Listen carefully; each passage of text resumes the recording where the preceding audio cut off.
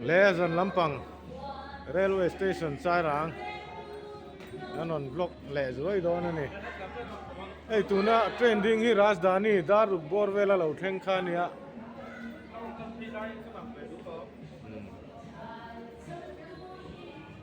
rajdhani express khania daru borvelina lo thenga tin gan pia platform number 2 rale lama son Guwahati Kaltur train achuang me kani departure nei nan chuak me Guwahati train so platform number 2 atrangin Guwahati passenger rin nan tam ang reng riyo mai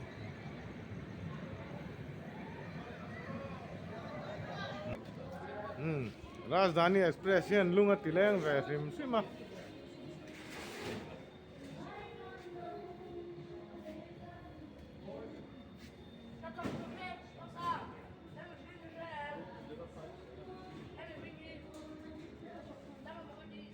zanin tlahian hey missing po unclaim tarai maya Guwahati rail atlan chuang me kan ti kha passenger kaltur ang te railin aphur chuaka are rui tamai e rajdhani hi chu passenger nei don lo an tia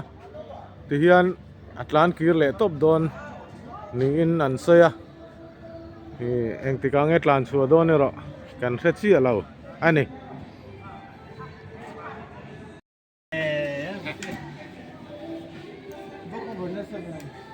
and station door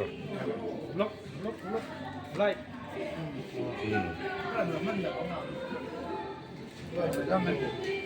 ये हमारे दुकान है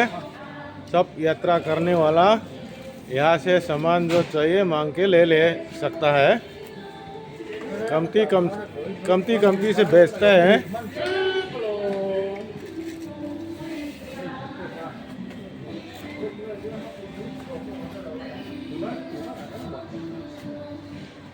अरे रुई में लुंग लेंग में दो ना rail station do na handar sarile minutely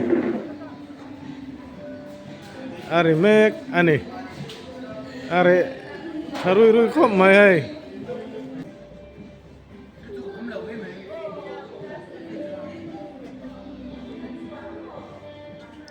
Rajdhani Express si atlam pui thu in train pa ngai kan ti ho aian an ti tlan chak thina lan chak thei khop maya alal po an lalani Rajdhani hi train rong alal ber ati thei ome chuwang chuan hei hi khopui lian tak zela a service tla pui thina ni khung lai phai lampanga Rajdhani Express kan ti ho teng de khu an han tlan chak thei fer khopa tin atlam pui thuin junction platform kan ti a hian an ding ve meu hlom lo an tlang par men ni ho hi chu train hemi express dang ho ero thung ero chu junction a hian train pass tur lo nga tirte an ni thina Rajdhani ero chu khati ang junction te na wa khan an ding ve mai lo an tlang par mai ni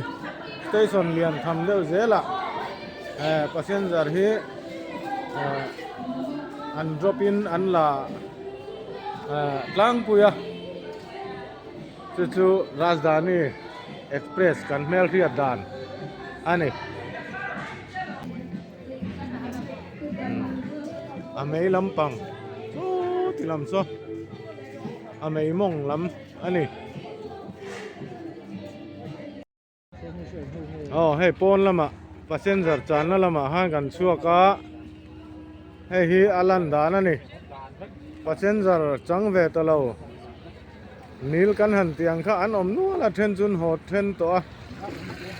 passenger nei lovin a om zia chu lir thei kan in dei le to a passenger hi an on claim ve le boka a train passenger lampang hi he tiangak taxi te sumo auto kan han ti ten tam tial tial loi sia chu ti kara chuan